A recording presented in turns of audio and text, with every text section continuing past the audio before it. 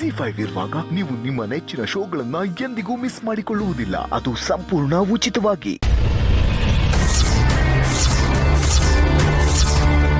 ಮನೆಯವರೆಲ್ಲ ಮೇಲ್ ಬರ್ಬೋದು, ನನ್ನನ್ನ ಹಣ್ಗಾಯಿ ನೀರ್ಗಾಯಿ ಮಾಡ್ತಾರೆ ಅನ್ಕೊಂಡಿದ್ದೆ.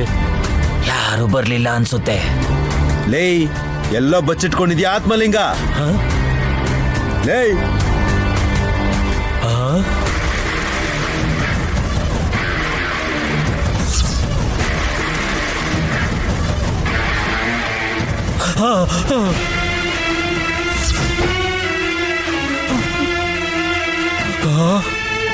ಎಲ್ಲಿದ್ದೀರಾ ನೀವು?